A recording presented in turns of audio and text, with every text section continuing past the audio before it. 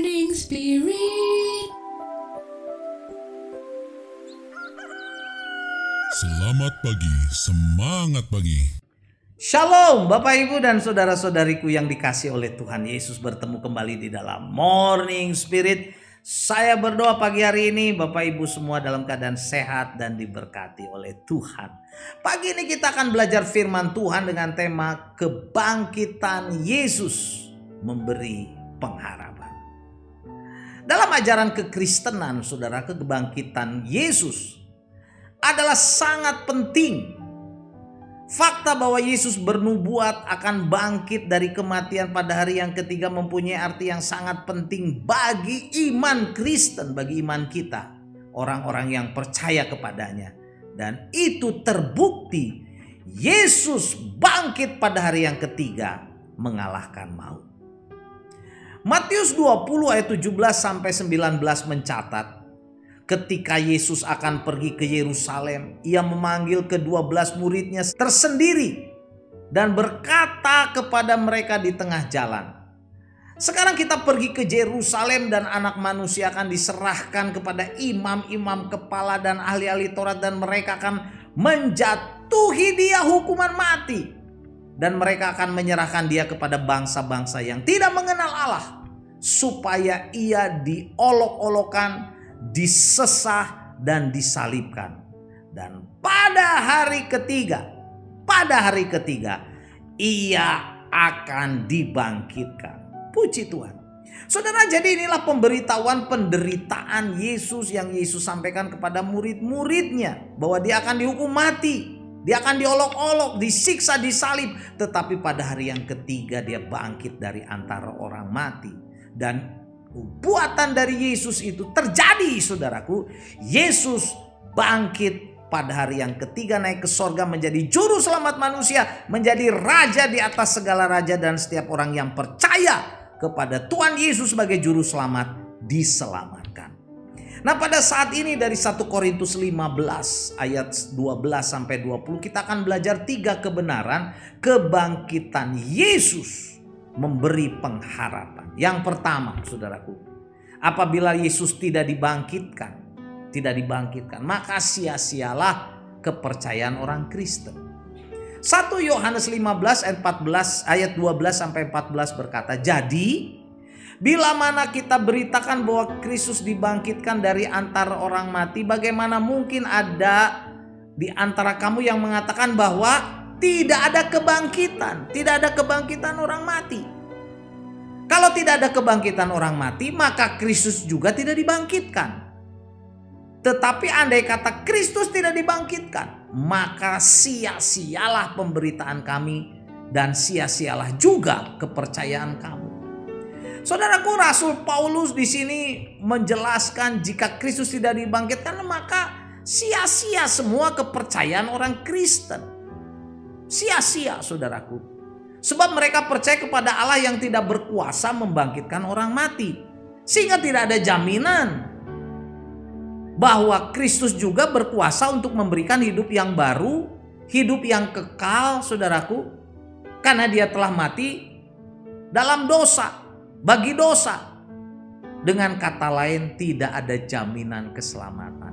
Tetapi saudaraku, karena Kristus Yesus sudah dibangkitkan dari kematian pada hari yang ketiga, menang atas maut, menang atas dosa, maka kita yang percaya kepada Kristus Yesus Tuhan mempunyai jaminan keselamatan. Haleluya. Amin ya.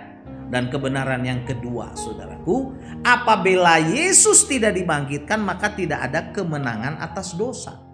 Tidak ada kemenangan atas dosa. Nah, kita baca 1 Korintus 15 ayat 16 sampai 17. "Sebab jika benar orang mati tidak dibangkitkan, maka Kristus juga tidak dibangkitkan. Dan jika Kristus tidak dibangkitkan, saudaraku, maka sia-sialah kepercayaan kamu dan kamu masih hidup dalam dosamu."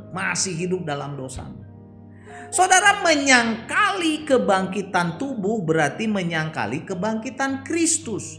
Bila kita tidak percaya kepada kebangkitan tubuh, kita membuat pemberitaan para rasul maupun keyakinan orang-orang Kristen menjadi sia-sia. Sebab Kristus yang kita jadikan juru selamat ternyata juga, saudara, sama dengan kita, yaitu mati dan tidak bangkit lagi. Terlebih lagi pemberitaan Injil itu hanya membuang waktu saja yang sia-sia, karena semuanya berisikan dusta. Tetapi puji Tuhan, sekali lagi saudaraku, Kristus Yesus Tuhan telah bangkit dari kematian, mengalahkan maut, sehingga kebangkitan Kristus memberi kemenangan kepada kita orang-orang percaya akan dosa, atas dosa. Kematian Kristus, saudaraku, menghapuskan kita yang berdosa saat percaya kepada Dia yang sudah bangkit dari kematian. Haleluya, saudaraku. Puji Tuhan, Kristus sudah bangkit. Dan kebenaran yang ketiga, apabila Yesus tidak dibangkitkan, orang Kristen yang menaruh pengharapan kepada Kristus hanya di dunia ini adalah orang-orang yang malang, saudaraku.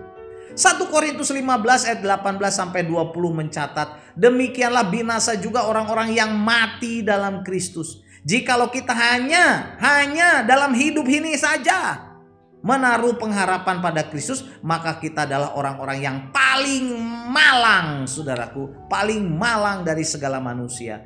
Tetapi yang benar ialah bahwa Kristus telah dibangkitkan dari antara orang mati sebagai orang yang sulung, sebagai yang sulung dari orang-orang yang telah meninggal. Puji Tuhan. Jadi saudaraku, apabila Yesus tidak dibangkitkan, orang Kristen yang menaruh pengharapan kepada Kristus hanya di dunia ini saja adalah orang-orang yang malang. Kenapa malang, saudaraku?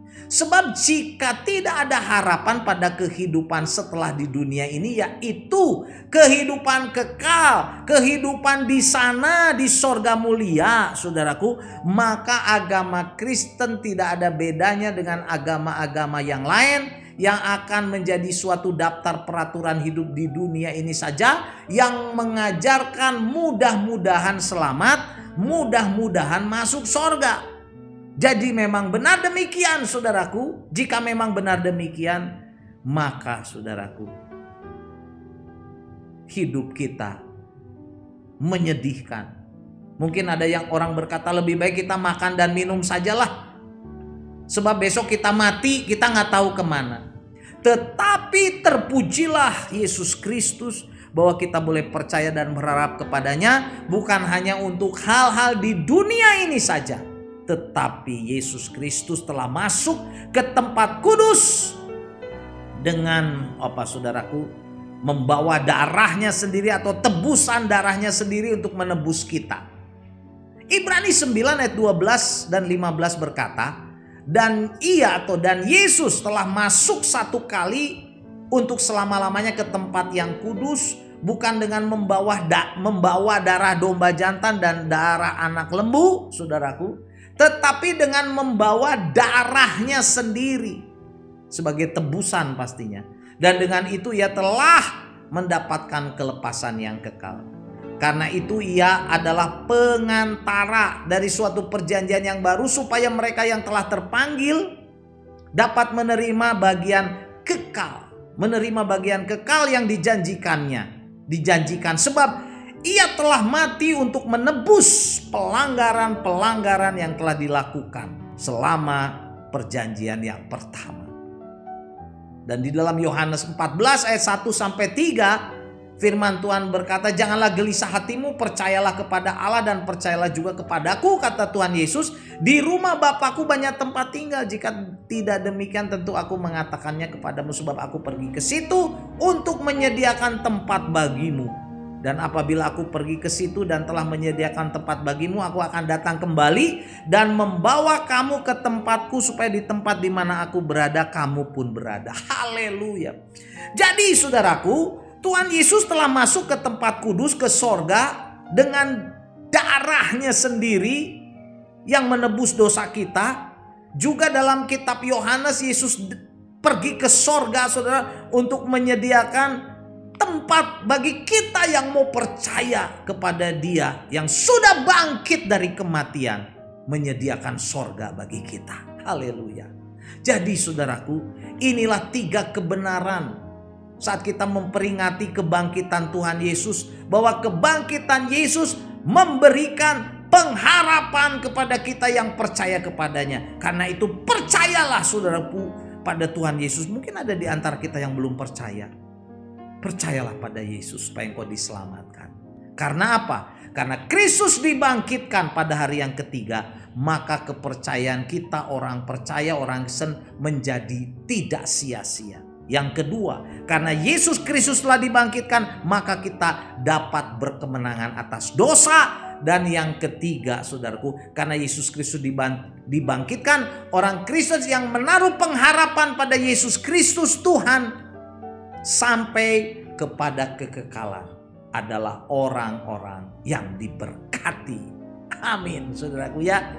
1 Korintus 15 ayat 55-57 berkata, "Hai maut, di manakah kemenanganmu? Hai maut, di manakah sengatmu?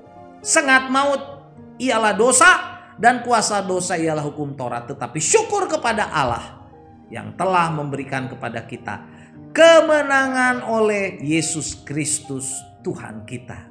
Karena apa saudara? Yesus Kristus sudah bangkit dari kematian pada hari yang ketiga, menebus dosa kita dan menyelamatkan kita yang percaya. Amin. Mari kita berdoa. Terima kasih Tuhan, kalau kami boleh diingatkan kembali saat memperingati kebangkitan Tuhan Yesus. Yesus bangkit, naik ke sorga, menjadi juru selamat dan Tuhan kami, Raja kami. Dalam nama Tuhan Yesus kami berdoa. Amin. Amin. Bapak, Ibu, dan saudara-saudariku yang dikasih oleh Tuhan Yesus, kalau kita diberkati oleh Morning Spirit, jangan lupa klik like, subscribe, bunyikan loncengnya supaya bisa mengikuti Morning Spirit ini terus. Dan kalau kita diberkati, bagikan Morning Spirit ini kepada banyak orang supaya banyak orang diberkati. Sampai bertemu dalam Morning Spirit selanjutnya. Morning Spirit. Selamat pagi, semangat pagi.